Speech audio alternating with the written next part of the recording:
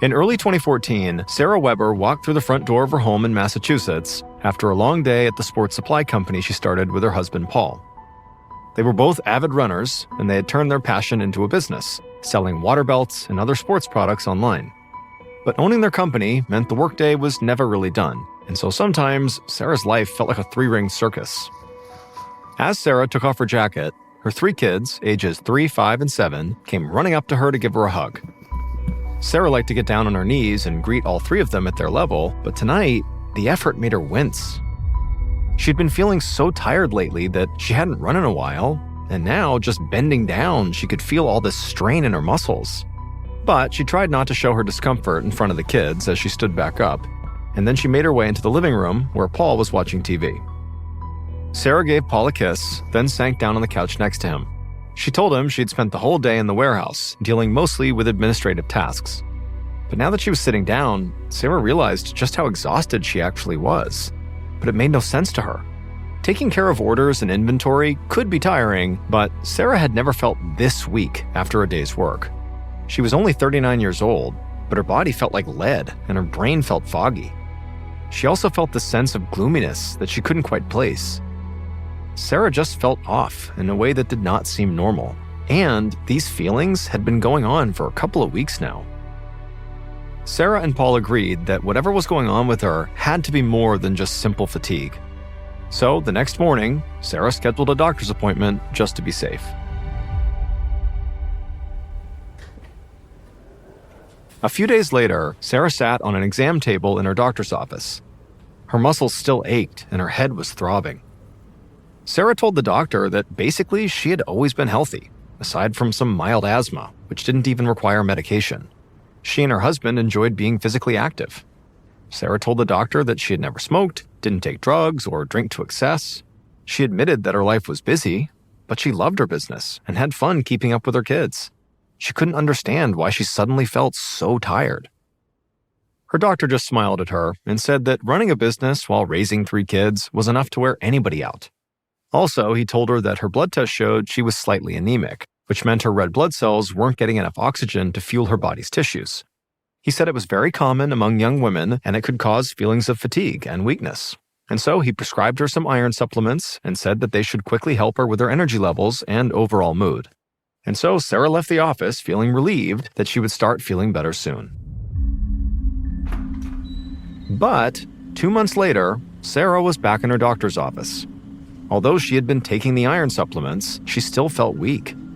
On top of that, she had begun to feel this overwhelming sense of dread, like something terrible was about to happen. She'd spent the night before lying in bed and staring at the right side of her abdomen, which felt very strange, almost as if it was too full. After listening to Sarah's symptoms, the doctor reviewed her blood work and said that the medication appeared to have taken care of her anemia. He'd also taken a look at her abdomen, and nothing seemed wrong. However, her mounting anxiety and fatigue were very concerning, and so he wanted to screen her for depression. Sarah felt confused. She was tired and feeling down, but she didn't think she was depressed. However, she still agreed to take the screening. If anything, the screening would give her some peace of mind that she was not depressed. However, to her surprise, the screening did the opposite. It showed that she might actually be experiencing depression. Sarah knew the diagnosis wasn't meant to be a judgment on her as a person, but she still sort of felt like she'd flunked a test. And so she wondered if this meant her physical symptoms were actually just in her head. A month later, in May of 2014, Sarah's husband Paul watched Sarah drag herself into the house after another day's work. She looked weak and thin. It scared Paul to see her this way. Paul knew she had been carefully taking the antidepressant medication for weeks now, but it didn't seem to be helping at all. She'd also begun walking for exercise and doing yoga, but her energy was still very low. Sarah was doing everything the doctor recommended, but her health just wasn't improving. In fact, she had lost an alarming amount of weight. And most days, Paul would wake up in the morning to find Sarah lying beside him, completely exhausted. She told him she basically wasn't sleeping, and when she was sleeping, she'd wake up suddenly drenched in sweat. Paul watched as Sarah moved around the house like a ghost. Their 5- and 7-year-olds were trying to show her the arts and crafts project they'd made at school that day, but Paul could tell Sarah was struggling just to stay focused on them. and so Paul decided he would call a friend who was a doctor. At this point, they just needed more opinions about what was going on here. However, Paul didn't want to alarm Sarah, so he excused himself. He found a quiet spot out in the yard and placed the call. He described Sarah's symptoms to his friend. After a moment, the friend said it sounded like what she was dealing with could be a hormonal issue. He wondered if maybe Sarah had something going on with her thyroid, a gland found in the neck. He explained that thyroid disorders can cause weight loss, sweating, and muscle soreness. And so Paul's friend suggested that Sarah make an appointment with an endocrinologist, a doctor who specializes in hormone disorders.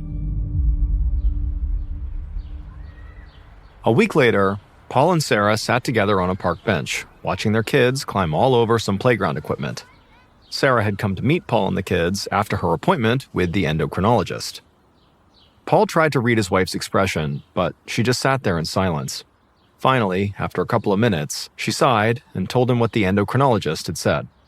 The results of her blood tests were normal, and the doctor couldn't find anything wrong with her hormone levels. And so the endocrinologist had told Sarah to try to reduce the stress in her life and maybe take a vacation. And then to Paul's surprise, Sarah just burst out laughing. And then he started laughing along with her. The doctor thought a vacation would help Sarah feel better. It was so absurd, it was funny. But after their laughter died down, a serious expression came over Sarah's face. She told Paul she just didn't understand. She had listened to the doctors and taken her iron supplements and antidepressants, but nothing helped. She was as tired as ever, and her symptoms, that were both physical and mental, were only getting more intense. And it pained Sarah to admit that as a result of that, she was no longer available for her kids. Physically, she was still with them, but mentally, she felt totally checked out. So, after talking it over with Paul, she decided it was time to try a different route. At this point, she was willing to try anything to feel better. A week later, Sarah sat on a comfortable couch inside of a dimly lit room. She could feel a wave of nausea coming over her as the smell of scented candles filled the air. She tried her best to ignore her queasy stomach and focus on her breathing as an alternative medicine practitioner asked her question after question about her lifestyle. And after talking with her for about 30 minutes, the practitioner told Sarah that what she was experiencing was something called adrenal fatigue. Though it's not an officially recognized medical diagnosis, it includes symptoms like tiredness, anxiety, and trouble sleeping, which were all issues Sarah was facing. And so the alternative medicine practitioner recommended that Sarah use some special serums, clean up her diet, and, of course, try to reduce stress. This didn't sound very scientific to Sarah, but again, at this point, she was willing to try anything. So she agreed to give the new lifestyle regimen a try. Several weeks later, in early July of 2014, Sarah stood in front of the stove boiling some pasta. She leaned against the counter to support herself. She had followed the alternative medical practitioner's advice as best as she could, but that hadn't helped either. She'd lost even more weight and felt weaker than ever. Her head ached and she had this cold that she couldn't shake. But Sarah was not about to let her illness, or whatever it was, stop her from living her life. So she was powering through her daily chores, even though she would have much preferred to lie down. Sarah turned the burner down to a simmer, and as she did, she was suddenly seized by this deep cough. She instinctively covered her mouth with a towel, and when she pulled it away, she saw she had coughed up quite a bit of blood. This was new and frightening. Sarah's overwhelming sense of dread immediately returned. Something was wrong with her, and there was no way it was just stress. It was time to go back to her medical doctor and tell him to take her symptoms more seriously.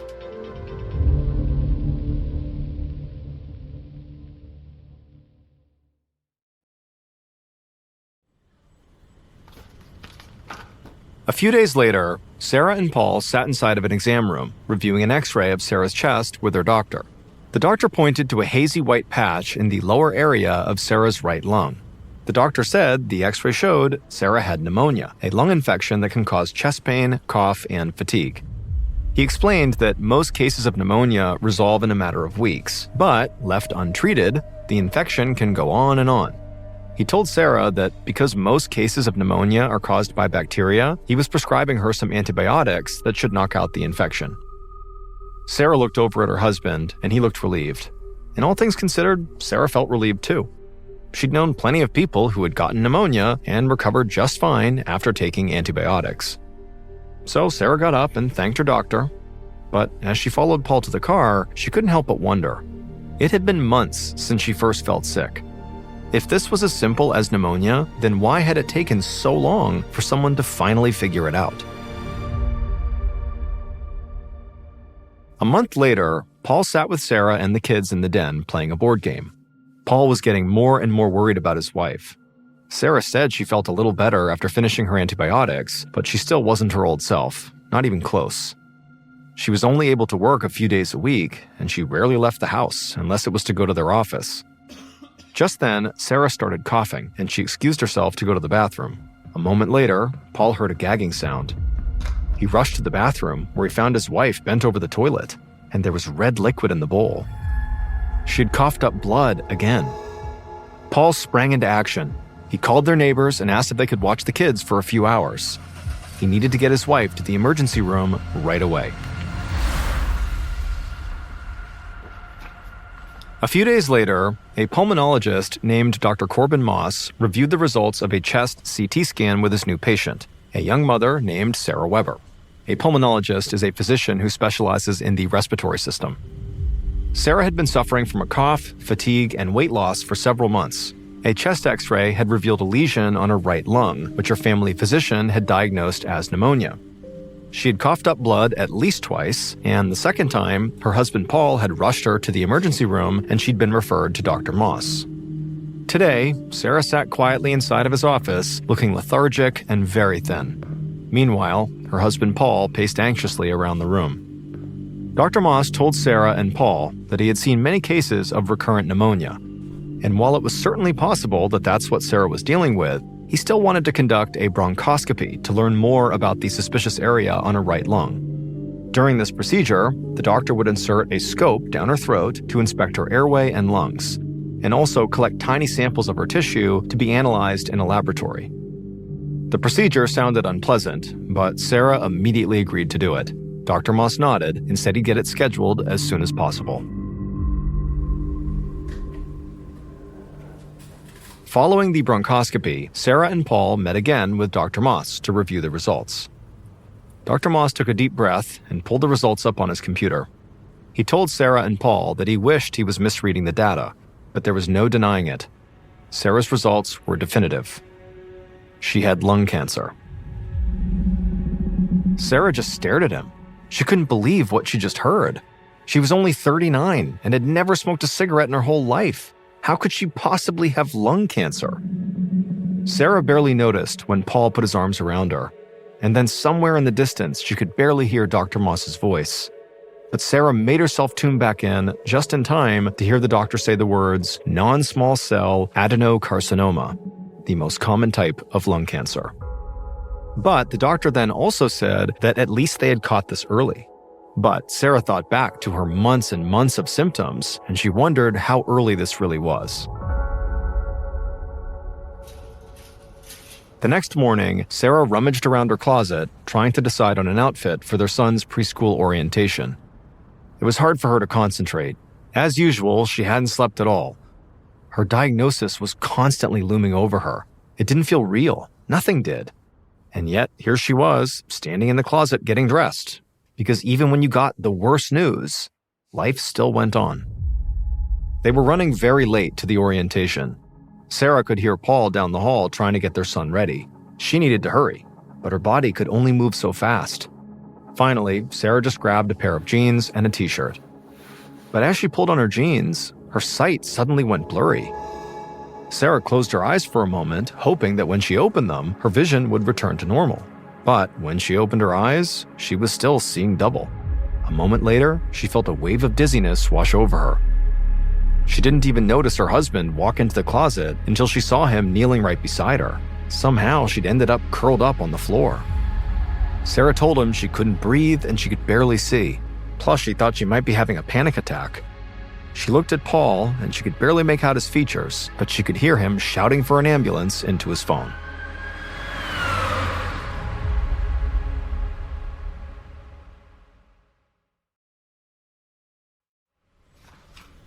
3 days later, Sarah lay in a hospital bed trying to read a magazine.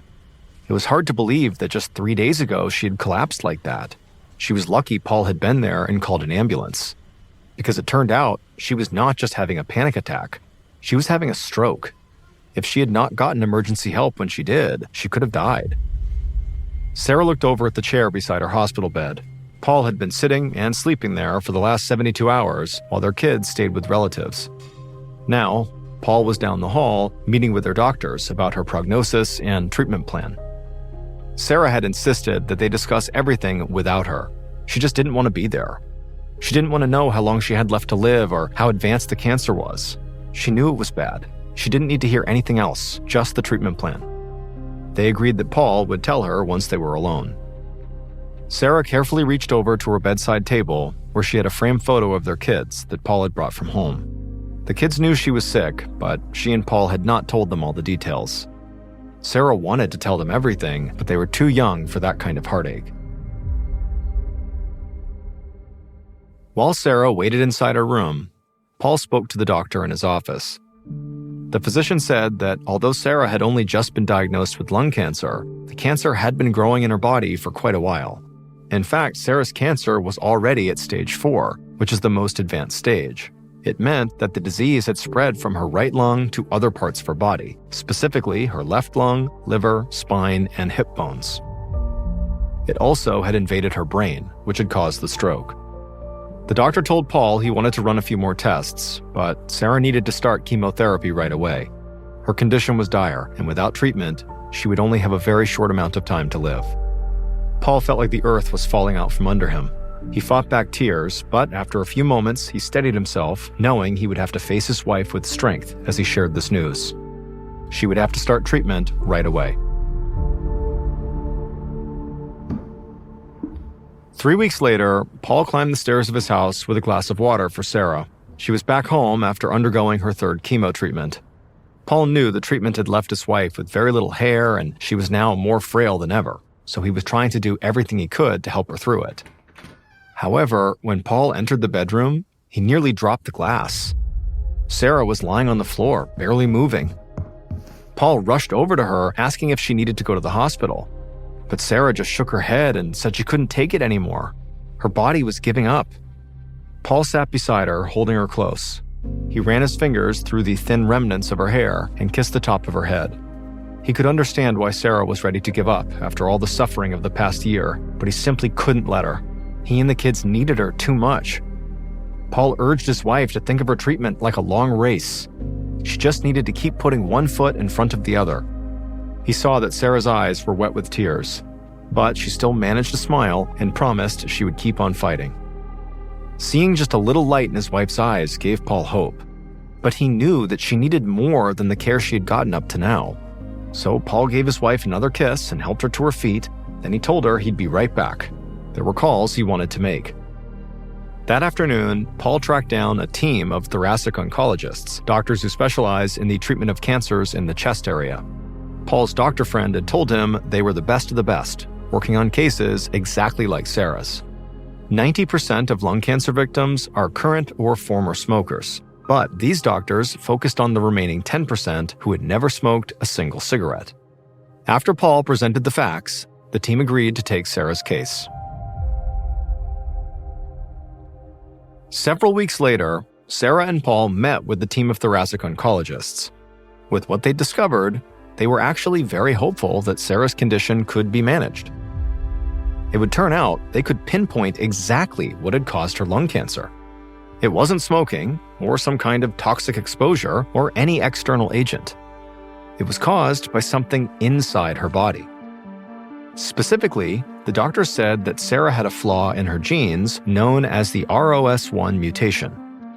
ROS1 is a gene that can drive cancer growth by sending abnormal signals to cells, telling them to divide uncontrollably and form tumors. The doctor said this mutation was quite rare. It typically presented in just 1 to 2% of patients with lung cancer. Usually, these were younger people who were light smokers or, like Sarah, had never smoked at all. Now, at first, this was very disheartening for Sarah, but the doctors told her, in a way, she was actually lucky to have this mutation, because ROS1 positive cancers are much more treatable than other forms of lung cancer. Sarah began targeted therapy right away. Her doctors prescribed drugs to specifically block the signals coming from the ROS1 mutation, aiming to slow or stop the cancer's progression. And now, according to her website, Sarah has been cancer-free for at least 3 years. She's returned to running her business with Paul and has also started her own meditation practice. She also offers courses for cancer patients and survivors, teaching them how to find peace and strength throughout the unique challenge of cancer. And that even when things get dark, they are never alone.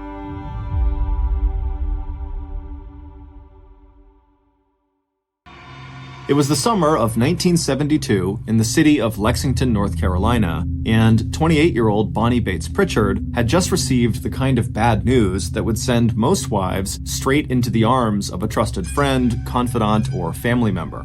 But Bonnie was not like most wives. So when her husband of 5 years suddenly walked out on Bonnie and the couple's 2 young children, Bonnie did what she had done ever since she was a little girl who had grown up on a farm in the town of Welcome, just one town over. Bonnie didn't talk about her feelings. She didn't threaten to make Steve Pritchard sorry for abandoning her and their 3.5-year-old son and 2-year-old daughter. And Bonnie also did not throw up her hands in despair over whether she'd be able to pay the mortgage on the new little ranch house the couple really shouldn't have bought in the first place.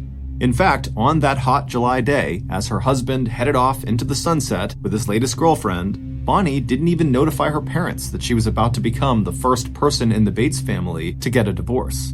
Instead, as Bonnie walked back inside the house alone, she hid her hurt as best as she could from her children, Chris and Angela. And when she finally did have a few minutes to herself to really absorb the news that she was now a single mother, Bonnie did her best to be practical rather than self-pitying. Bonnie reminded herself that she had a steady job with an insurance company up in the big city of Winston-Salem, 20 miles away, that it was primarily her income anyway that had been supporting the family since she and Steve, 5 years her junior, had gotten married back in August of 1967. Sitting at the kitchen table, Bonnie spread the household bills out in front of her. With the help of her mom and dad, who lived just 2 miles away, plus the church daycare where her children were already enrolled, Bonnie told herself she would just have to find a way to make their lives work, and to pay every single bill and debt that was stamped with the name Pritchard. It wasn't until Bonnie's father happened to stop by Bonnie's house several days after Steve had walked out on her that Bonnie's emotional armor showed its first and only crack. George Bates, a bricklayer who had helped build the Methodist church in Welcome that Bonnie and the rest of her 5 siblings had attended throughout their childhood and teen years, had knocked on her door and asked if there was anything she needed. And maybe because Bonnie and her father shared the same quiet reserve, after telling her dad that Steve had left her, Bonnie was finally able to break down, and instead of explaining or defending herself, she could just plain cry. Bonnie knew that people were already talking about Steve and his new girlfriend, and about silly Bonnie Bates, who was so desperate for love she had married not a grown man, but a teenager. And Bonnie knew there was a little bit of truth in that gossip. When she had first met 17-year-old Steve Pritchard, most of her friends were already married, while 23-year-old Bonnie had had very little experience with boys or with dating. But while Bonnie's family and her friends saw Steve as a smooth talker who was more interested in flashy cars than he was in working, Bonnie had been completely smitten with his big brown eyes and what she described as the handsomest nose in the whole junior class at West High School in Lexington. But if Bonnie worried that her father might respond to the news of her separation with an "I told you so," she was about to be pleasantly surprised. Because George saw something in his daughter that most men, and even Bonnie herself, just often didn't notice. Behind Bonnie's thick glasses and quiet manner, there was an adventurous and intelligent woman whose long hair now framed facial features that over the last few years had become strong and well-defined. And while Bonnie was as slender and retiring as ever, the breakup of her marriage and the financial responsibility that was already settling squarely onto her shoulders would show an inner strength that would become one of Bonnie's most defining personal characteristics. So even when Steve completely failed to pay court-ordered child support and alimony, Bonnie, who did not want to further disrupt her children's lives by moving, worked extra hours to cover the mortgage and slowly get ahead on the bills. And even though the risk that Bonnie took in marrying Steve Pritchard had ended in divorce and 4 exhausting years of Bonnie slowly dragging herself and her children out of a deep financial hole, the fact was, Bonnie had taken other risks in her life that turned out to be both very smart and also very bold, especially for a divorced single mom in rural North Carolina back in the early 1970s. Even before she met Steve, Bonnie had left the small town of Welcome after graduating from high school, and while working as a sales clerk at a department store in Lexington, she had enrolled in courses at Lexington Business College that taught her the basic data entry skills that led to her job with the insurance company in Winston-Salem. And now that Bonnie was on her own again, no matter how tired she was when she arrived home after work with her equally tired small children, Bonnie would stay up late into the night, making sure to teach herself the latest advances in data entry. Of course, Bonnie's children also paid a high price for their parents' divorce. Steve seldom came back to visit his 2 children, and even when he did, he never seemed to have the money to pay what he owed to Bonnie. In the end, Bonnie's struggle paid off. By the time she was 32 years old, Bonnie was not only a supervisor at Intagon Insurance, she was also the only person at that level of management who had achieved that distinction, even though she did not have a college degree. But Bonnie's hard work also paid off in another way, one that she could never have dreamed of for herself. Because in 1976, 4 years after Steve had left Bonnie and the kids, Bonnie was stunned to discover that she had attracted the romantic attention of one of Intagon's highly regarded financial executives. And not only was Leith Von Steen several big rungs above Bonnie at the insurance company where they both worked, to Bonnie he also seemed totally out of her reach socially. 1 year younger than Bonnie, Leith was the only child of a very well-to-do family. And when Leith was still a baby, his parents had moved from Queens in New York City to North Carolina, where they became even more prosperous. Once in Raleigh, the capital of North Carolina, Leith's father had partnered with his brother, Leith's uncle, in running a highly successful dry cleaning business. And by the time Leith was in high school, Camel City Laundry and Cleaners had become one of the most successful businesses of its kind in the entire country. Although Bonnie and Leith only had their first social encounter right before Leith was about to leave North Carolina to take a job in Cincinnati, Ohio, Leith surprised Bonnie by courting her even after he moved. And despite the difference in their financial and social backgrounds, Bonnie and Leith actually had a lot in common. Like Bonnie, Leith was an extremely private person, although among his friends he was well liked for his sharp sense of humor and the fact that he let you know if something was bothering him, but he was not someone who held a grudge. And while Leith may have had more self-confidence and definitely more formal education than Bonnie, both of them seemed to be shy and reserved when it came to dating. But it turned out that Leith had seen in Bonnie the same qualities that were so apparent to her father and her family. Behind Bonnie's appealing but shy exterior, Leith found himself strongly attracted to Bonnie's keen mind, gentle disposition, and her dedication to her children and to her work. So, a romance that had begun with Leith overhearing Bonnie ask a friend where to get a pair of boots for a Halloween costume would culminate 3 years later in marriage. Leith had started out by asking Bonnie if she wanted a ride to go get those costume boots, and by August 17th, 1979, the couples were saying, "I do." And right after exchanging those vows, Bonnie left her job at Intagon Insurance, Leith left his job in Cincinnati, Ohio, and after a short stop in Indiana, the new family had moved back to their home state of North Carolina. There, in 1981, 3 years after their marriage, Leith and Bonnie and their 2 children settled into a roomy 2-story home on Lawson Road in the small town called Little Washington. Leith had a top job as a financial auditor for a local yarn company called National Spinning, and over the next 3 years, Bonnie would also re-enter the workforce as a computer programmer analyst, and Chris and Angela would be enjoying the kind of comfortable upper-middle-class life that had seemed so completely out of their reach when they had been children. And then, in the summer of 1987, the Von Steen family got the phone call that would again change everything. After an 18-month-long period during which Leith's beloved parents, first his father and then his mother 4 months later, became sick and then died, Leith was notified that his uncle had also passed away.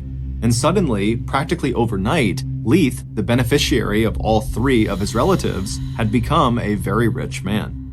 Now that all the estates were finally settled, between the inheritance from his parents and his uncle, Leith was now looking at a financial portfolio that was worth $2 million, a sum that today would be worth more than $3 million. By 1988, the von Steens had also passed some other important milestones. Leith and Bonnie had made it through Chris's teenage years, a rite of passage that Leith had found much more challenging than Chris's childhood, when Leith spent weekends and evenings taking his stepson to sports activities and after-school events. But now, Chris was 19 years old and enrolled at the North Carolina University campus in Raleigh, almost 2 hours to the west.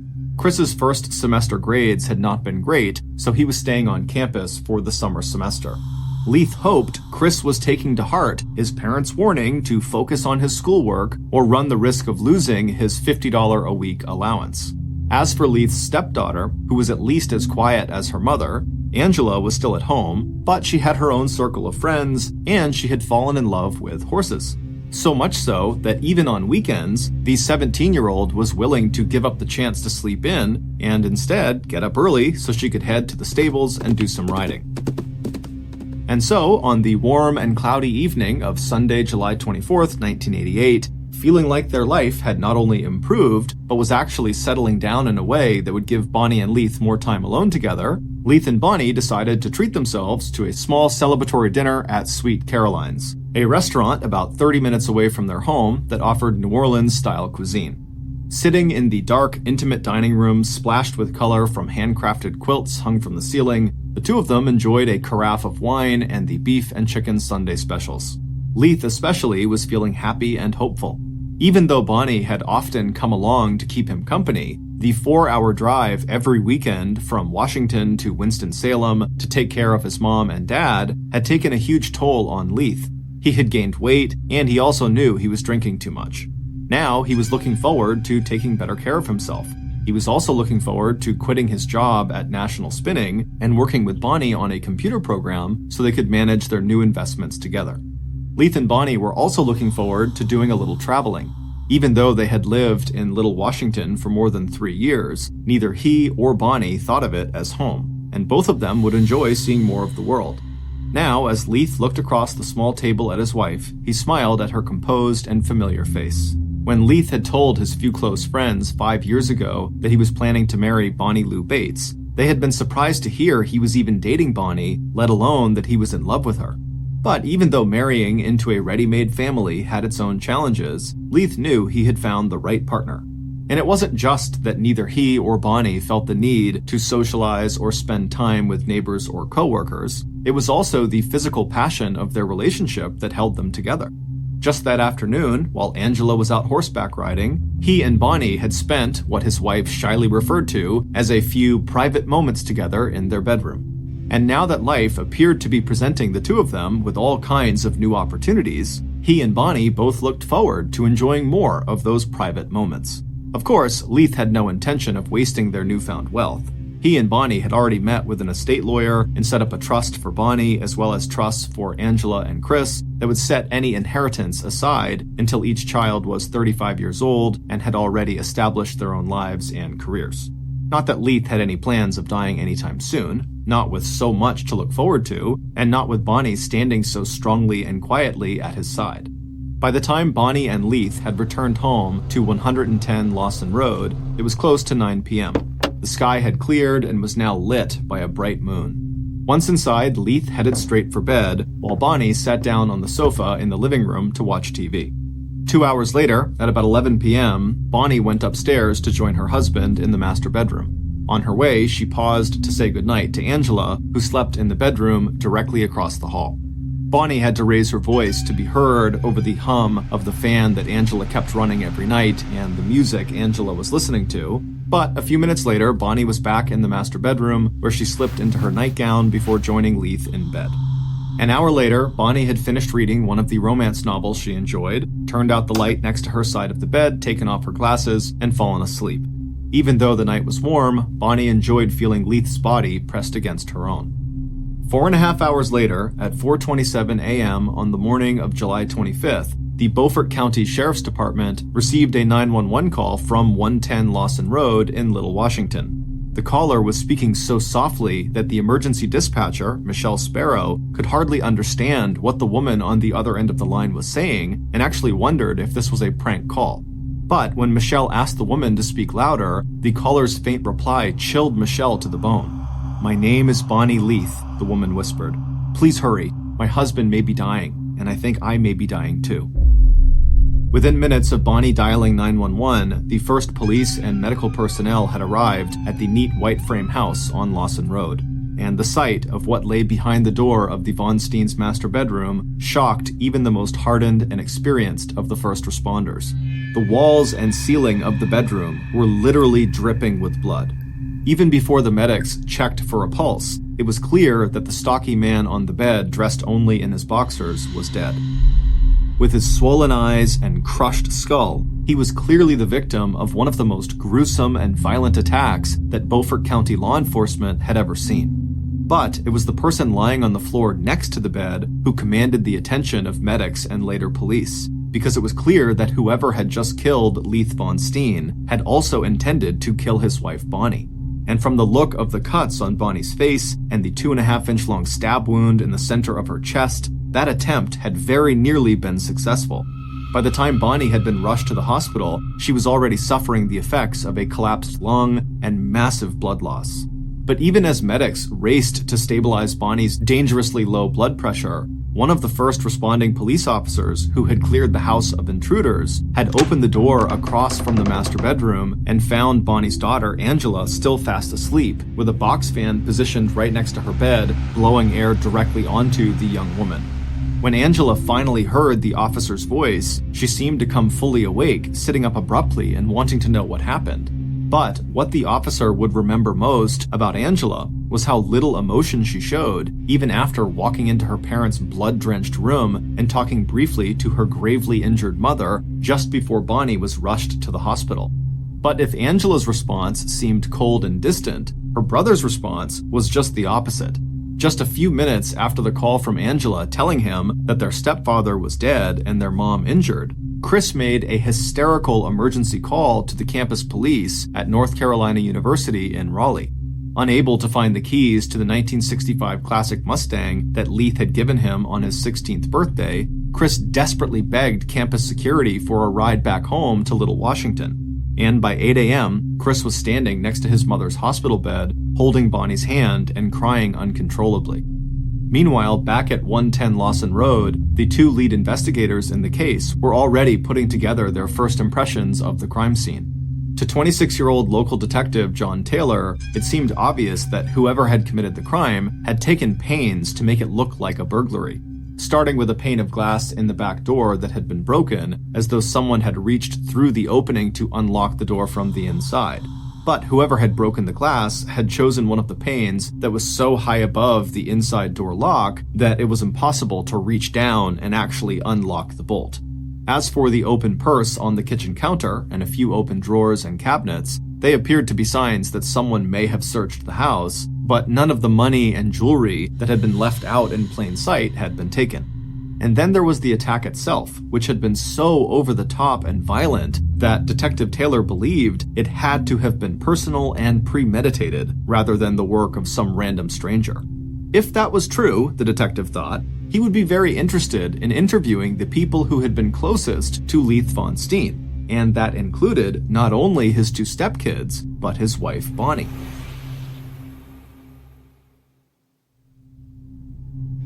Detective Taylor's observations about the crime scene being staged to look like a burglary were confirmed when he was joined at about 9 a.m. that same morning by an agent from the North Carolina State Bureau of Investigation. Together, State Agent Lewis Young and Detective Taylor began overseeing the collection and photographing of possible evidence. They also ordered local law enforcement to process the crime scene and dust for fingerprints, as well as interview neighbors and search for a possible murder weapon.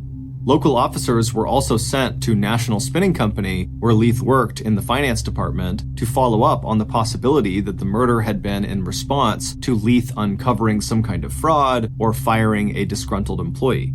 But by 11 p.m. that night, it was clear to law enforcement that they were not likely to find any quick answers in the Von Steen murder case. Because, so far, the initial interviews they had conducted that day with neighbors and with family members, always prime suspects in a homicide, had created more confusion than clarity.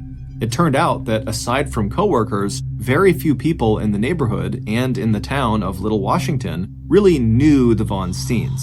Instead, the couple had been viewed as standoffish, and the community's first glimpse into the Von Steens' private lives had only increased the public perception that the family was odd or somehow peculiar. There was the discovery by police that morning that the Von Steen residence was home to 13 cats and 1 pet rooster, all part of a menagerie that Bonnie had collected as a result of her work with the Beaufort County Humane Society, the one organization in which she had been very active. And then there was the reaction, or rather the lack of reaction, on the part of the Von Steen children to the attack on their parents. After Chris's outpouring of grief that morning at his mother's side in the hospital, he seemed more agitated and edgy than heartbroken. As for Angela, neighbors whispered that not only did she seem totally emotionless, she didn't even seem curious about what had just happened in the bedroom right across from her own. But one thing the neighbors did agree on was that the Leith family may have recently come into a lot of money, but that didn't mean they didn't have problems. According to neighbors, Leith in particular was very upset over Chris's failing grades at North Carolina State University. There were other rumors too. Maybe Bonnie had killed her husband in order to inherit his newfound wealth, and then she had turned the knife on herself to deflect police suspicion. Or maybe it was Angela, who rarely visited her mother in the hospital. Or maybe it was Chris, whose life at university was clouded with reports of drinking and drug abuse. Or maybe it was all three of them, Bonnie and her 2 kids who now had all the money in the world.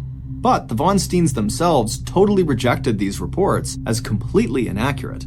And as police soon found out, as far as motive and alibi went, immediate family members were all in the clear. Not only could multiple witnesses confirm that Chris was 2 hours away in Raleigh when his parents were attacked, he told investigators that any friction between him and his stepdad had been totally minor. And when police turned their attention to Angela, her story lined up with what her brother had told them. She and her brother didn't always see eye to eye with their parents, but that didn't mean the kids wanted to kill their mom and dad. As for the night of Leith's murder, Angela had nothing to add to what police already knew.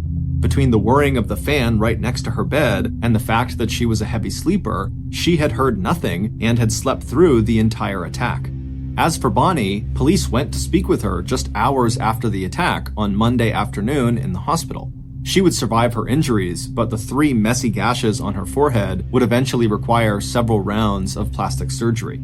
And her doctors dismissed the idea that her injuries, which were serious enough that she would not be allowed to leave the hospital for another 7 days, could have been self-inflicted. But despite Bonnie's best efforts to tell police what happened on the night Leith was killed, all she could offer were a series of disjointed memories. She'd been awakened by screams from her husband, who had seemed to be leaning over and trying to protect her from something or someone, and the only image Bonnie had of their attacker was that she thought it was a man with bulky shoulders who had been swinging a club of some kind. As for the exact time of the attack, it must have happened after midnight when Bonnie had fallen asleep. But she also believed that she had lost consciousness at some point after the attack, and it was only when she came to later that she made the 911 call to Beaufort County Dispatch at 4:27 a.m. As for problems within the Von Steen family, Bonnie just shook her head. Leith had really been the only father her kids had ever known, and he had been a very good dad. Yes, Bonnie told police, of course there had been arguments, but even the very worst of those between Leith and Chris had never resulted in any physical violence. And even though Bonnie was pleasant and cooperative with investigators throughout the interview, it was also clear that she was frustrated that police seemed to be focusing their suspicions on her and her children. Because to Bonnie, that just didn't make any sense. Someone had obviously intended to kill her, as well as Leith, and now that the murderer had failed, what if they came back and tried again? And even worse, what if this person also tried to hurt her kids? So even as Bonnie told police that she understood that they had to rule out family members from their suspect list, what she really wanted to know was what other leads police were pursuing in their hunt for her husband's killer. And it wasn't until the evening of the next day, Tuesday, July 26th, almost 48 hours after Leith had likely been killed, that local police had an answer to Bonnie's question. It would turn out that just minutes after Bonnie's 911 call in the early morning hours of Monday, July 25th, Washington police had also received another call reporting suspicious and possible criminal activity in that same area. While driving his pickup truck along Grimesland Bridge Road, just a mile west of the Beaufort County line, a tobacco and hog farmer named Noel Lee had been surprised to see a fire burning out in the middle of nowhere, maybe 8 feet off the side of the deserted stretch of road he was traveling. As a former volunteer fireman, what caught Noel's attention was the fact that the flames, which burned so brightly and shot straight up into the air, had to have been fueled with some kind of accelerant.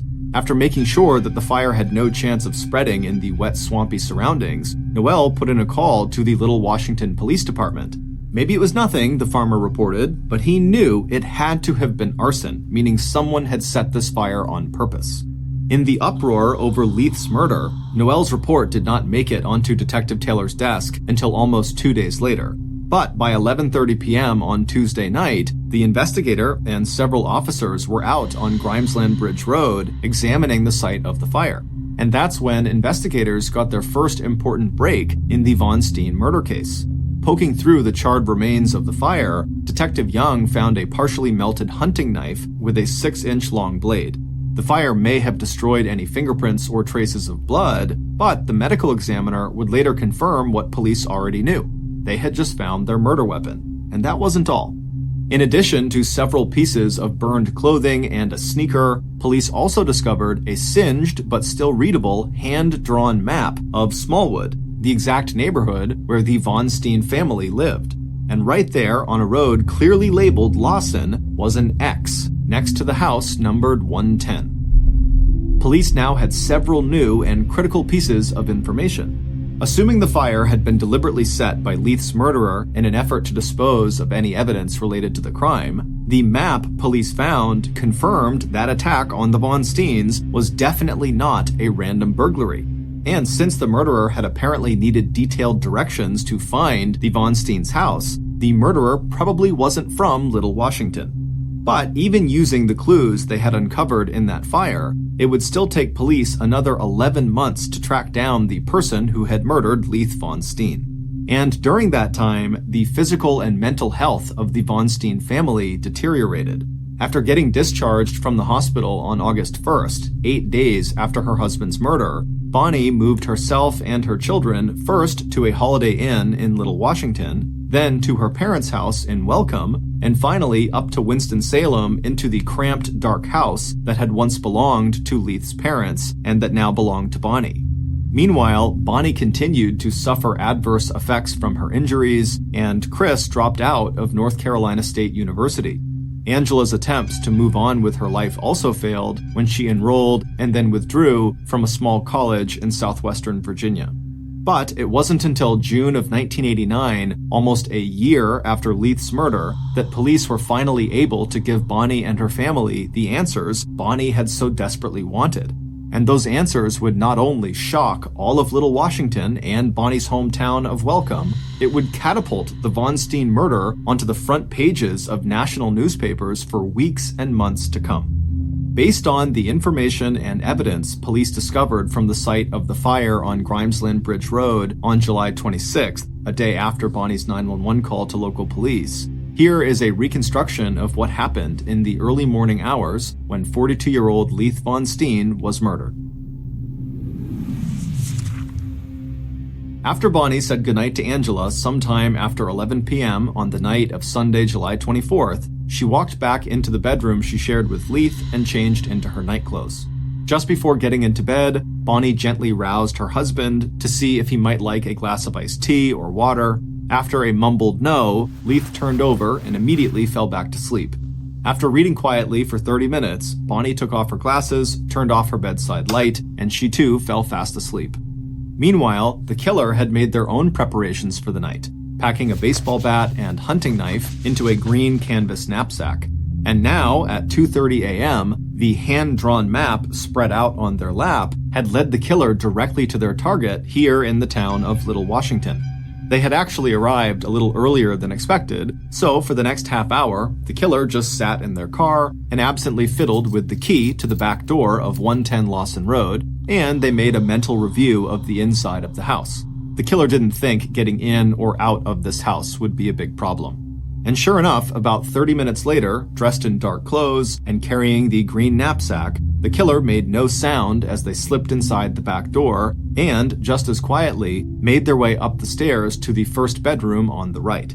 If need be, they would kill the girl named Angela too. It all depended on the next few minutes and whether or not she slept through what was about to happen. Stepping across the threshold into the master bedroom, the killer paused, allowing their eyes to further adjust to the dim moonlight shining in through the partially curtained windows. Then the killer took a deep, steadying breath and gripped his weapons. First the bat, then the knife, he told himself. And then, feeling ready, he stepped forward and got to work. By the time Bonnie woke up to the sound of her husband's short, piercing screams, Leith was sitting up in bed. In the minutes that followed, the assailant would hit Leith at least 5 times in the head with the baseball bat, causing deep skull fractures and multiple cuts and gashes. The assailant would also strike Bonnie in the head and sides, including a blow aimed at Leith that would break Leith's wrist and fracture Bonnie's thumb. Along with cataloging defensive scrapes and bruises, the medical examiner who would later conduct the autopsy on Leith's body reported a total of 7 stab wounds in Leith's upper back and shoulder, and 1 stab wound to the left side of his chest that had completely punctured his heart. Throughout the attack, Bonnie was aware only of a single dark figure at the foot of the bed, striking her and her husband again and again. And with each blow and each downward plunge of the hunting knife, another spray of blood spattered across the walls, the bed, the floor, and the ceiling. At least twice during the attack, Bonnie lost consciousness, and the last image she had of the attacker was when she woke up on the floor next to the bed and the assailant was standing at her feet. Then the figure disappeared and Bonnie heard a whooshing noise and the soft click of a bedroom door closing before she once again drifted into unconsciousness. What the murderer did not know was that Bonnie was not dead. The knife strike into the very center of Bonnie's chest had glanced off bone and cut not onto the heart, but into the chest wall, causing her lung to collapse and her chest cavity to fill with blood, but leaving her heart intact. When Bonnie woke again just before 4:30 a.m., she reached up, thinking she needed to get back on top of the bed. That's when she felt Leith's hand. His fingers were sticky with blood and were hanging limp off the side of the bed.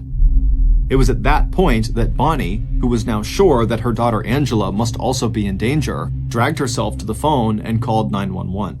Meanwhile, the killer had already left the house. Just before exiting through the back door, they had rifled through the handbag that had been left out on the kitchen counter, and then they knocked out a pane in the back door window so it would look like the door had been forced open and the house had been robbed. But even then, as he failed to grab the green knapsack he dropped on the back porch, the killer's thoughts were already far away.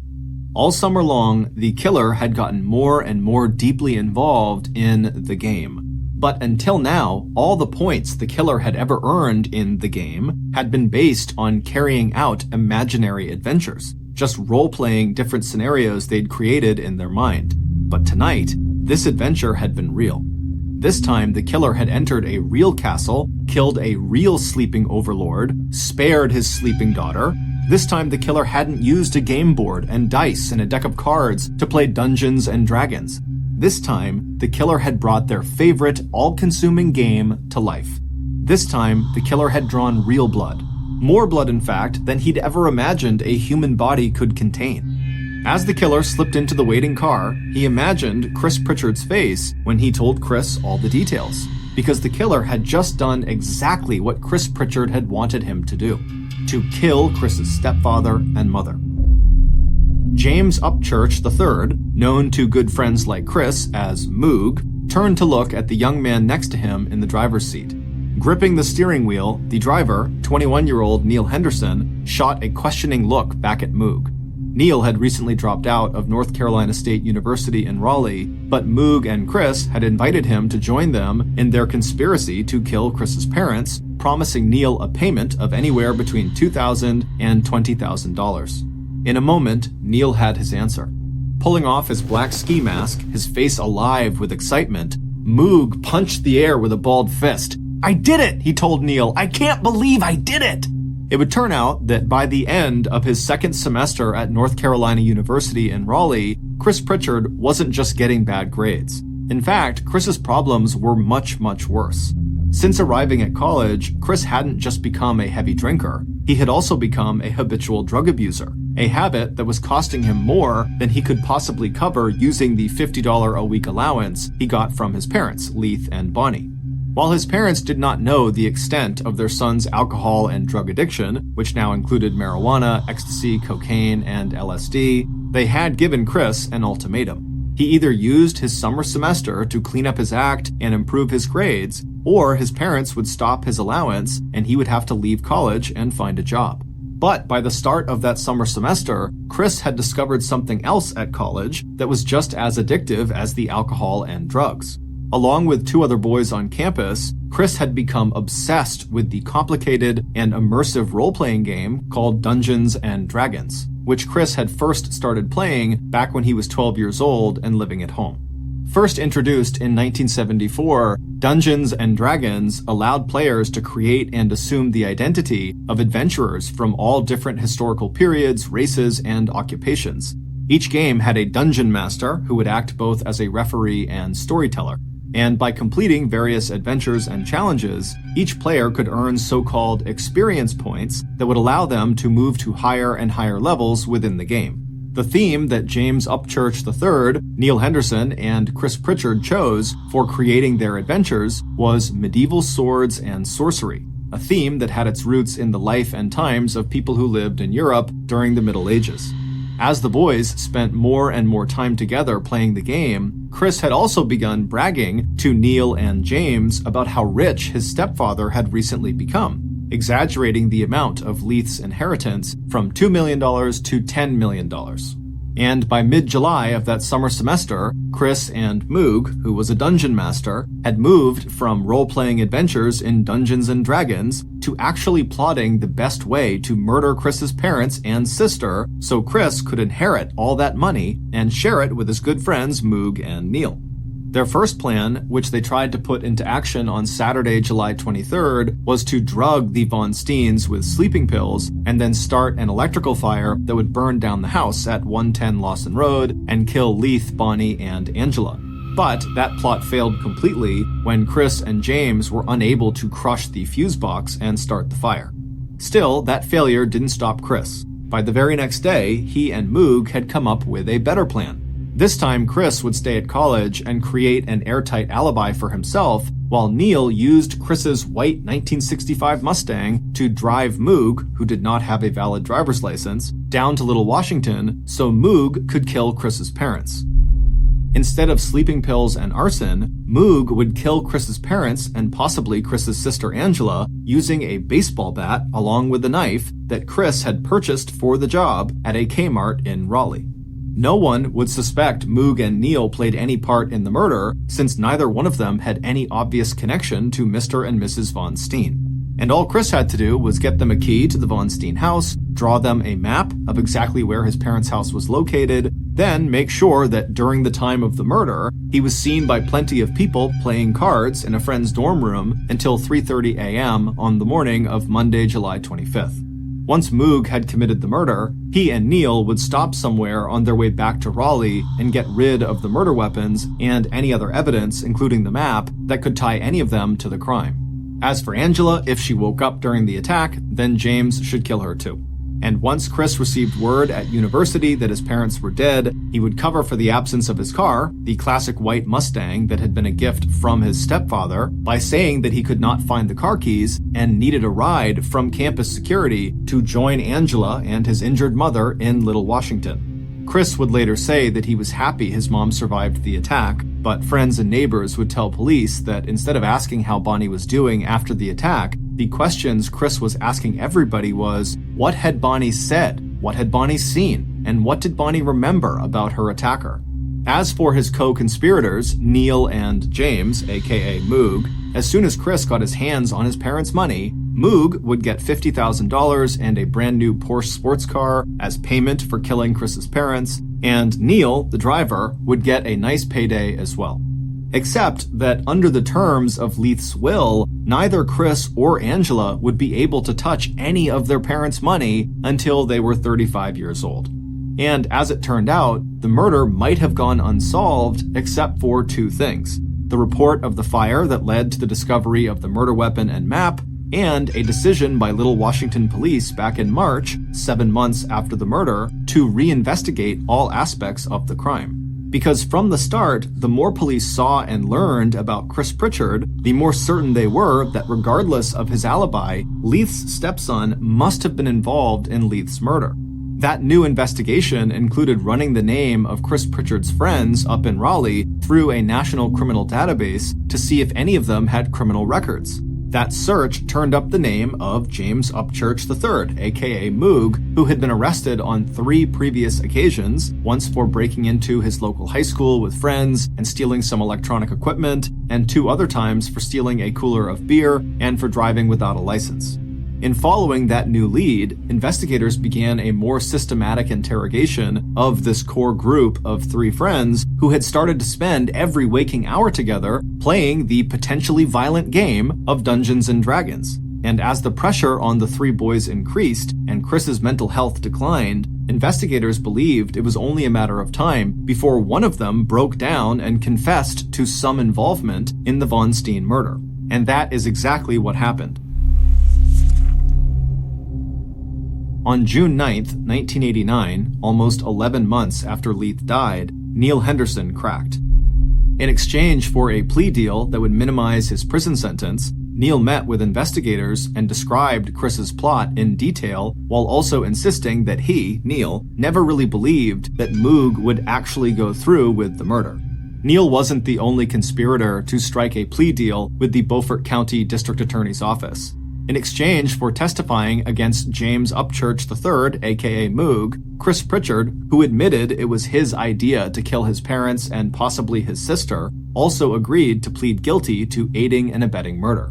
Chris would eventually tell his shocked and heartbroken mother that he had been so strung out on drugs and so lost in the fantasy world of Dungeons and Dragons that when he planned her murder and the murder of the one man she had ever truly loved, Chris, who had dropped 19 tabs of LSD in the month leading up to the murder — LSD is a hallucinogenic drug — felt it would be better to kill his parents than face their disappointment when they learned just how badly he was doing in school and in life. On January 24th, 1990, 1.5 years after Leith's murder, 22-year-old James Moog Upchurch was convicted of first-degree murder and sentenced to death in the gas chamber. 2 years later, in 1992, the Supreme Court vacated that death sentence and instead imposed a term of life in prison. 22-year-old Neil Henderson was sentenced to 40 years in prison, but was released on parole just 10 years later in December of 2000. As of 2021, he was living in North Carolina and managing a restaurant. Chris Pritchard was sentenced to life in prison plus 20 years. After going through drug and alcohol rehab, he became a born-again Christian and was released on parole in May of 1997. Immediately upon his release, Chris returned to North Carolina and moved back home with his mother. Chris completed his parole in May of 2012. As of 2022, he is a manager for a men's program at Soteria Community Development Corporation and lives near Spartanburg, South Carolina with his wife. Chris and Bonnie remain close. We want to thank 2 authors whose nonfiction books were key sources in writing this podcast episode. The first is Cruel Doubt by Joe McGinnis, and the second is called Blood Games, A True Account of Family Murder by Jerry Bledsoe. Both books were published in 1991, and in the following year, each was the basis for either a TV movie or miniseries. If you're interested in learning more about the Von Steen case, please check out our sources for links to official documents, as well as newspaper, magazine, and internet articles. Growing up, Pauline Dakin always suspected that there was just something off about her family, and years later, she would find out she was right. In 1970, when she was 5 years old, her parents, Ruth and Warren, separated, and to Pauline, it wasn't that much of a shock because her father, Warren, was a heavy drinker and he was extremely violent. But after they separated and Pauline, her mother, and brother had moved into another house on the other side of Vancouver, Canada, Pauline noticed her mom started to act really anxious all the time, but she never knew why. When Pauline was 9, her mother told her and her brother that they were going to go on a vacation to Winnipeg, which is 1,000 miles away from Vancouver. And so they loaded up the van, they hopped in, and they drove all the way to Winnipeg. And when they got out, they went inside their new vacation home, and Ruth informed her children that they were actually never going back to Vancouver. And when Pauline and her brother said, "Why? Dad's still back in Vancouver. I want to see Dad." But Pauline said, "Sorry kids, this is the way it has to be, and when you're old enough, I'll explain everything." Confused and sad, Pauline and her brother began starting a new life in Winnipeg. Over the next 4 years, Pauline never saw her father, and so she lost touch with him. But she started making a couple close friends in Winnipeg, and she was starting to feel like this was home. But right as she was starting to feel normal, her mother told her and her brother that they needed to move right now all over again. This time they were going to go all the way to New Brunswick, the far east side of Canada. Their mother made them swear they would tell no one about this move. But later that day, when Pauline was with her best friend Wendy, she let it slip that she was moving, and so when Ruth came to pick Pauline up from Wendy's house, the two girls had to affect these sort of breezy goodbyes to each other so that Pauline's mother wouldn't suspect anything. Once in New Brunswick, the family did put down roots and they stayed there for many years, but Pauline's mother still was just incredibly anxious and paranoid about something. The kids just had no idea what it was. Fast forward to 1988, when Pauline was 23 years old, she had moved 2 hours away from the family home in New Brunswick and was living with her boyfriend and was working as a reporter at a local newspaper. And during that time, her mother called her and said, "Hey, I'd like to meet you at a motel. I'm finally ready to tell you everything about your childhood." Pauline was really intrigued and excited. This was a conversation that was literally decades in the making. And so Pauline eagerly went to the motel. She saw her mother waiting outside, kind of pacing around, looking very anxious. And so she walks up to her mom and she waves and she's about to speak when her mother just looks up at her and puts her finger over her lips, telling her to be quiet. And then she jams an envelope into Pauline's hands. And on the envelope, it just says, "Don't say anything. Put your jewelry inside of this envelope. It's probably bugged. I will explain everything inside. Just please don't speak." And so now Pauline's really confused, but she did as she was told. She took her jewelry off, put it in the envelope, and gave it back to her mother. And then the two of them silently walked into the motel, into the room where Pauline's mother was staying. When they went inside, there was a man sitting in the middle of the room that Pauline immediately recognized. It was the reverend of their church when they used to live in Vancouver. His name was Stan Sears, and Pauline's mother had been his secretary the whole time they'd gone to that church. Pauline always knew her mother and Stan were close friends and in fact had kept in touch after they left Vancouver and were in Winnipeg and then New Brunswick. In fact, Pauline remembers periodically seeing Stan show up in Winnipeg and New Brunswick to visit with Pauline's mother. So it was a surprise, but not a total shock when Pauline's mother confessed to her that in fact she and Stan had fallen in love. And in fact, they had had a secret relationship from the time they lived in Vancouver. But this revelation was nothing compared to what Pauline heard next. Her mother explained that the reason they had to move so many times during her childhood was because Pauline's father, Warren, was actually a mobster and was a key member of an organized crime syndicate in Vancouver. Right after they separated, Pauline's mother found out she had a hit put on her head because the mob now believed that the husband could not control her anymore and she knew too much. Stan also found out that he had a hit on his head because Ruth discovered that the mob wanted to kill him too because they knew about their relationship. And then also, apparently Stan was counseling a man that was in his congregation that wound up being a mobster, and so the mob believed this man had given up critical information to Stan, making him even more of a liability. At first, Stan said he didn't believe any of this, but when he found out the man he had been counseling had been assassinated, he knew it was true. They decided not to tell the police and instead go into hiding together because Pauline's mother knew what happened to families that snitched on the mob. They were made examples of. And so when Pauline and her family moved to Winnipeg and then to New Brunswick, Stan actually moved there as well in tandem, which is why Pauline had seen him periodically showing up at their house to visit with Pauline's mother.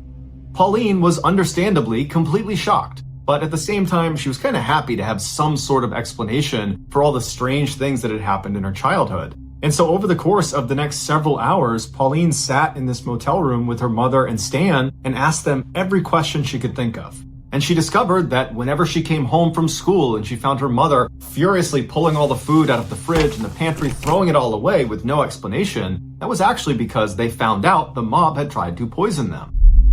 or these 6 different times Pauline was unenrolled from the school she was at and then moved to a different school across town, that was because there was a credible threat the mob had discovered where Pauline was going to school.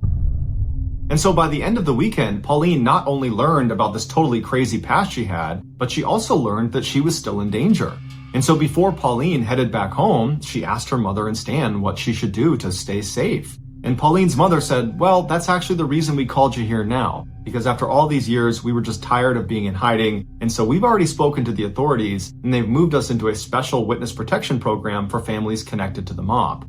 When you enter this program, it's referred to as entering the weird world, where basically you're not really safe, but you have agents that follow you around that are undercover, that track what you're doing and make sure there's no assassination attempt on you. And before Pauline could even ask, her mother told her that as a measure of her and Stan entering the weird world, they asked that a couple of agents monitor Pauline and her brother, even though they didn't know they were being monitored. At this point, Stan reached forward with a radio and he said, here's a radio that actually broadcasts to the agents that are following you pretty much all the time. But you should only use it if you're truly in a desperate situation, because as soon as you call out for help, there are going to be people that are risking their lives to come save you. As Pauline is holding this radio, she looks at her mom and Stan and she says, well, what happened to Dad? Is he in jail? And at this point, Pauline's mother says, no, he's not. He's in the weird world too. And she handed Pauline a letter that was from her father addressed to Pauline, and it basically spelled out that he had been moved into the weird world and he was looking forward to Pauline joining them at some point when she was ready. So now Pauline has this radio and this letter, and she's looking at her mother and Stan, and she's just totally overwhelmed. And her mother just tells her, go home, think about what you want to do next. And if you want to join the witness protection program and join the weird world with us, just let me know and we'll make it happen. And so Pauline, who's in a total state of shock, gives her mom a hug and gives Stan a hug and says, okay, bye, I'll be in touch. And she leaves the motel and she gets in her car and she's about to back up when she looks and sees Stan running outside holding something in his hand. And so Pauline stops, Stan runs up to the window, and he says, hey, I forgot to give you this. And he held up this round piece of metal that he told her was a GPS transponder. It was magnetized, and she should put it out of sight underneath her car. And what it does is it constantly gives off her location to the agents that are following her. So if she was in trouble, it would be easier for them to find her. And so Pauline thanked him, put the transponder under her car, and Stan went back into the motel. And so Pauline went back home with the intention of just digesting this information, knowing that she was being watched, she had this radio, she was, relatively safe, and her plan was to just give it a couple of days before she committed to joining the witness protection program and joining the weird world. But after only a couple of days, her paranoia was so high that she dumped her boyfriend, she quit her job, and she moved out of her house into a separate apartment, and she called her mother and said, I can't take it anymore, I feel totally unsafe, I want to join the weird world. Her mother and Stan were delighted at her decision, but they told her it wasn't a simple process getting into the weird world, that a lot of people were involved in her basically giving up her old life and entering this new one. And so Pauline's mother told her that she would be in touch with one of her agents and they would contact Pauline when it was time for her to go. And in that time, Pauline met a new boyfriend, Kevin, who became her husband. And in conversations with him, Pauline started to doubt this whole mafia thing was even true. And so she decided, in order to find out if this really was a real thing, that the mafia was actually after them, that Pauline would need to set up a sting operation on her mother and Stan. And so Pauline called her mother and very convincingly told her that, oh my goodness, someone just broke into my apartment. I think it was someone from the mafia. I don't know what happened, but can you tell me what to do? Should I call the police? What do I do? And her mother said, no, don't call the police. Whatever you do, don't call the police. I'm going to get in touch with Stan and see if he knows what to do. And just a couple of minutes later, Pauline's mother called back and said, okay, honey, I spoke to Stan and he spoke to the undercover agents that sit outside your house and have been watching you for all these years. And they said that, yes, unfortunately, not one, but 2 men from the mafia broke into your house today. But luckily, they went up, they grabbed them, they're in custody, so you're safe now. And Pauline said, Mom, I made that up. No one's been in my apartment. I've been here the whole day. I lied to you. No one broke in. And it was at this point that Pauline realized her mother and Stan had been living a lie since she was 5 years old. There was no mafia. Her father was not a mobster in some Vancouver crime syndicate. It was all made up. It would turn out Stan was suffering from something called delusion syndrome, where totally normal people that are totally lucid and have normal lives have one distinct delusion. And sometimes that delusion is not a big deal. But sometimes it is, like they believe the mafia is after them.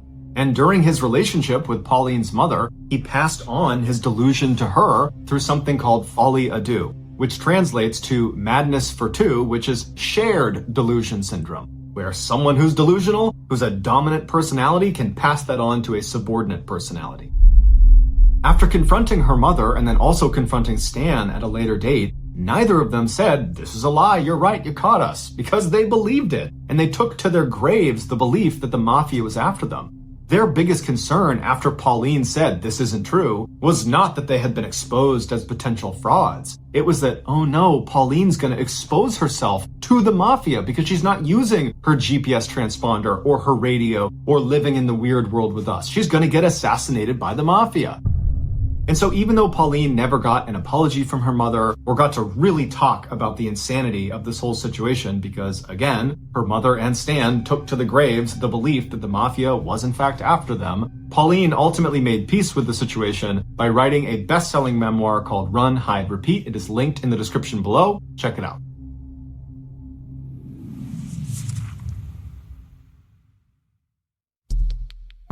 Our next story is called Family Road Trip.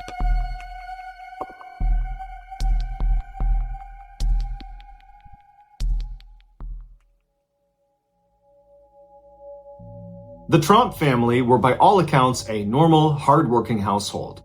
51-year-old Mark Tromp and his wife, 53-year-old Kobe Tromp, had established a successful red currant farm and earth-moving business at their property in Sylvan, which is just outside of Melbourne.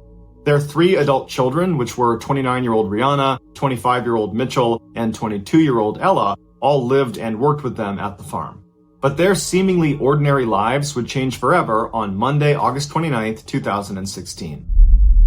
That day, without any warning, the family dumped their passports, credit cards, and cell phones on the kitchen table and ran out the front door, leaving it unlocked. They hopped into Ella's car and drove north. 30 kilometers into their journey, and it was discovered that the son, Mitchell, still had his phone. And so the others yelled at him to throw it out the window, and so he did. He chucked his phone out the window. The family drove all day and night until they reached a motel in the New South Wales town of Bathurst, 800 kilometers away to the west of Sydney. The following morning, Mitchell decided he did not want to be a part of whatever it was they were doing, and so he abandoned his family and began heading home. The remaining 4 family members did not go after Mitchell. Instead, they just piled back in the car and drove east to a popular tourist destination called the Jennelin Caves. It was there that the 2 daughters, Rihanna and Ella, decided that they also did not want to be a part of whatever it was they were doing, and so they snuck away from their parents and stole a car and began heading home. The parents, after realizing their daughters had now left, did nothing. They did not go after them. The 2 sisters drove south to the town of Goulburn, where they called the police to report their parents missing. The story made its way into the media, where the family was initially ridiculed for getting lost in the first place and getting completely separated in an area they should know well. This is their country. It's not a remote area. They were near big established towns the entire time. It just didn't make sense. But when police went to the Tromp family farm back in Sylvan and they discovered the front door was unlocked, there were credit cards, passports, and phones on the table, suddenly it seemed like there was a lot more to this case than met the eye.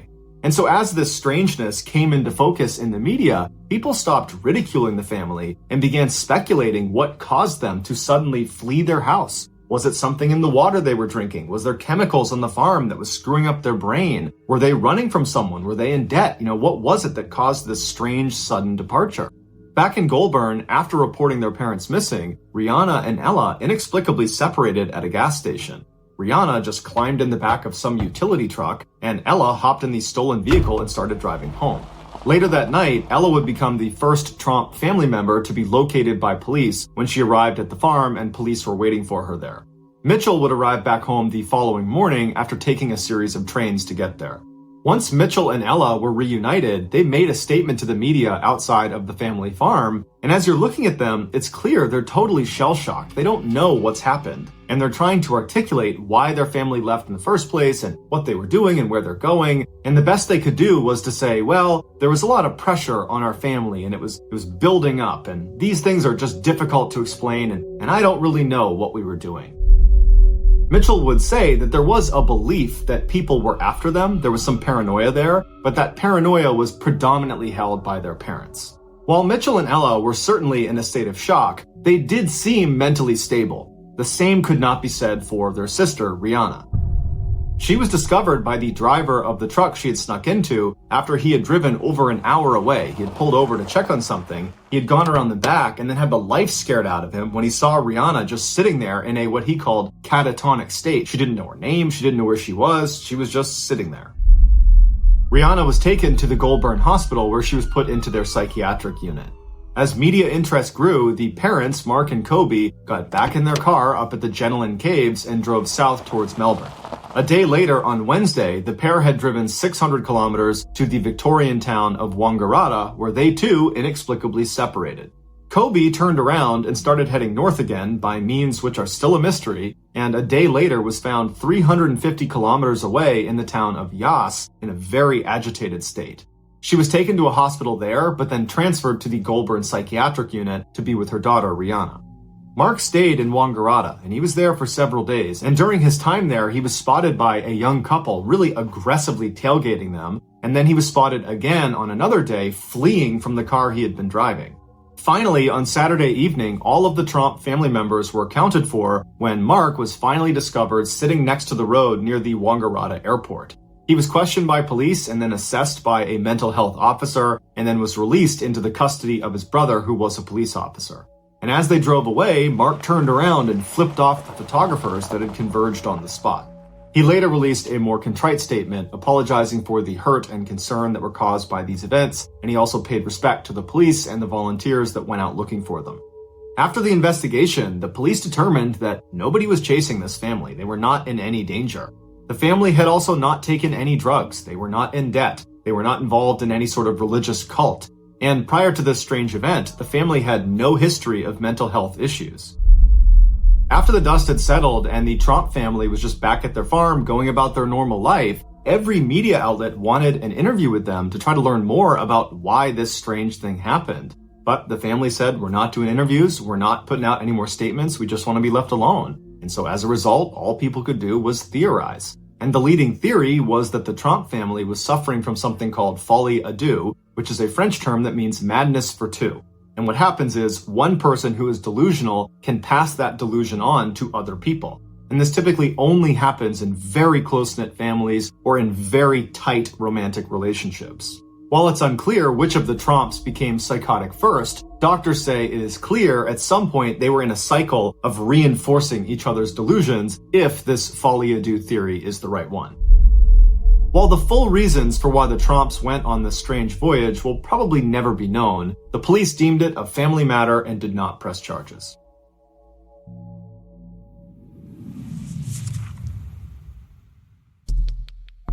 The next and final story of today's episode is called Madness.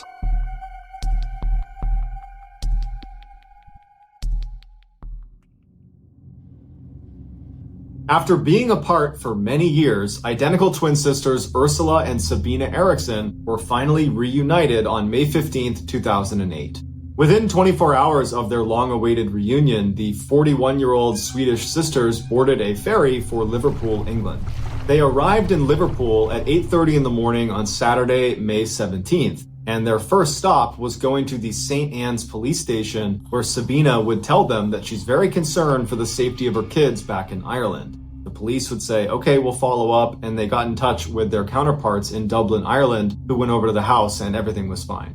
So the women leave the police station on foot and they make their way over to a bus stop, and they ultimately board a bus bound for London at about 11:30 in the morning. So they get in the bus and they start moving, and the driver asks them to take their luggage and put it in the luggage hold. But the women aggressively refuse to give up their luggage. And in fact, they start clutching their luggage against their chest. So the driver starts to feel really uncomfortable about having these two women on the bus and ultimately decides to just pull over at a service station outside of the city and tell them to get off the bus. They get off, and the driver ends up calling the police and telling them there's something weird going on with these two women. I don't know what's inside their bags, but you might want to come check it out. As it happened, there was already a police officer at this service station who came right over to the women and started talking to them as the bus driver took off. During their conversation, the police officer felt like these two women were not a threat to anybody, and it was just a big misunderstanding, and they let them go. So the officer leaves, and these two women who don't have a car start walking down the highway on foot. Shortly thereafter, a security camera on the highway picks up the two women walking down the median of this very busy highway, and at some point, they try to cross the street. And it's obvious as you're watching this video that they're not going to make it. There's so many cars. And immediately, Sabina gets hit by a car. Now, Sabina was only grazed by the car, so she was okay, and she and her sister went back to the median of this highway. But enough motorists saw this happen that they called the police. And it just so happened that the responding patrol car that was in the area was being shadowed by a film crew that was filming for a TV show called Traffic Cops. So this patrol car shows up with cameras rolling, and they're able to get the sisters from the median over to the shoulder on the other side of the road. And they're talking to them like, what's going on? What are you doing here? And on camera, everything seems totally fine. Like there is no major issues here. These women were just stranded and were making some bad decisions walking down a highway on foot. Then, all of a sudden, Ursula turns away from the officers and tries to run into traffic. And there are cars whizzing by. They have not stopped traffic. And one of the officers manages to grab her arm, but only gets her jacket, which she's able to wriggle out of before launching into traffic, literally leaping into traffic, and gets hit by a huge truck going 60 miles an hour and gets thrown down the road. Literally a second later, as everyone's like, what is going on? Sabina yells, they're gonna steal your organs! And she leaps into traffic and gets hit by another car. Immediately, police run in the road, they stop traffic, and they go up to Ursula, who was the first to get hit, and they see her legs are definitely broken, but she's alive. As for Sabina, she was totally unconscious, and they didn't know if she was gonna make it. When the paramedics finally show up, Ursula, who has the broken legs, fights to sit up, and they're trying to tell her, like, lay down, you're hurt, you have shattered legs, you're lucky to be alive, lay down. She's not listening. In fact, she's violently trying to sit up, and she starts spitting at the paramedics and the police and screaming obscenities at them like they're trying to hurt her. And they're like, we're the police, we're the paramedics, we're trying to help you. At the same time, Sabina regains consciousness, and even though paramedics and police are trying to keep her laying on the ground, she begins fighting her way up and is pushing the police off of her and finally stands up and literally squares off with one of the police officers and decks her in the face before running down the road. Police would have to run down the road after her and literally surround her as she's got her fists up like she's going to fight anybody that touches her, and they would have to tackle her to the ground and put her in handcuffs just to keep her from hurting herself. Both sisters would be transported to the hospital, and when they got there, they both apparently were acting normal again. Ursula, because of her broken legs, would be admitted to the hospital, and apparently she would stay normal and would eventually make a recovery and would be released. There were no charges pressed against her. As for Sabina, the doctors checked her out and she didn't appear to have any injuries. So they released her and she was brought to the police station to be charged for punching the police officer in the face. That day, Sabina would plead guilty to her charges and would be sentenced to 1 day in custody that she served that night. The next day, she was released. So Sabina leaves the police station on foot, and later that night, she's walking down the road when she sees two men walking towards her who were named Glenn and Peter. She stops them and she says, hey, I'm looking for a bed and breakfast. Are there any good ones nearby? And Glenn would say, you know, it's funny, I own a bed and breakfast. You can stay at mine. Initially, Sabina seemed hesitant, like perhaps this was a trap, but ultimately she agrees and the three of them go back to Glenn's B&B. Once they got there, Sabina apparently was constantly looking out all of the windows, acting very paranoid, and then at one point she offers the men a cigarette, and the men accept, and she hands them their cigarette, and she's about to light their cigarettes when she suddenly snatches them out of their mouths and says, oh, these might be poisoned, and she throws them in the trash. Just before midnight, Peter leaves, and Glenn and Sabina go to sleep in their respective rooms. The next day, Glenn gets up to make tea and food for Sabina, who's downstairs in the kitchen, but Glenn realizes he's out of tea bags. So he goes outside and he hollers to his neighbor Frank and says, hey, can I borrow some tea bags? Frank gives him the tea bags. Glenn goes back inside. About a minute later, Frank recalls seeing Glenn stagger out of the B&B, clutching his stomach, screaming, she stabbed me. And apparently his last words were, Frank, take care of my dog, before he ultimately died. Frank immediately calls the police, and Sabina immediately leaves the B&B and takes off running. She gets to a highway and she's running along the side of this highway, and a motorist named Josh sees Sabina running and she's clutching a hammer that she's repeatedly hitting herself in the head with as she's running.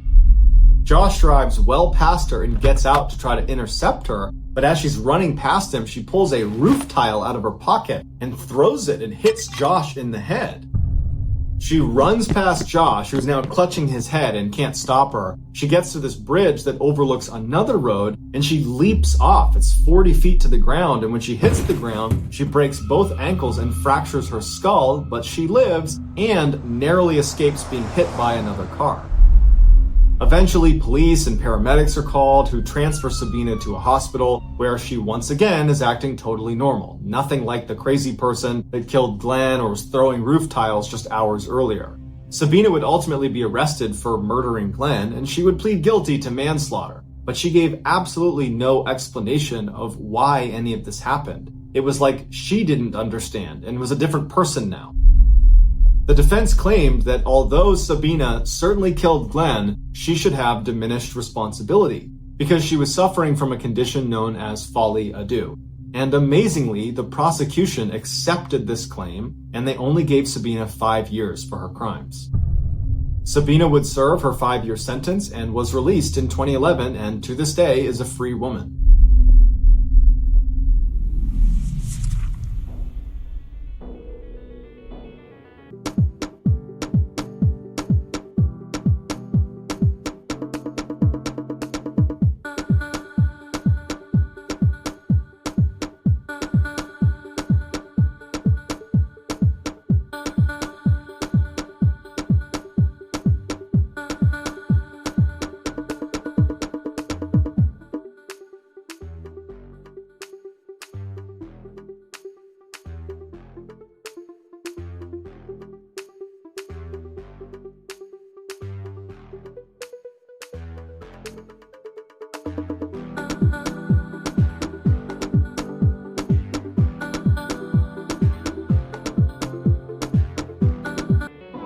Thank you for listening to the Mr. Ballin podcast. If you got something out of this episode and you haven't done this already, please remove all the raisins from the Amazon Music follow button's raisin brand.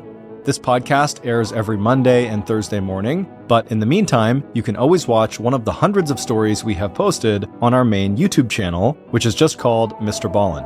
We have a registered 501c3 charitable organization called the Mr. Ballin Foundation that honors and supports victims of violent crime as well as their families. Monthly donors to the Mr. Ballin Foundation honor them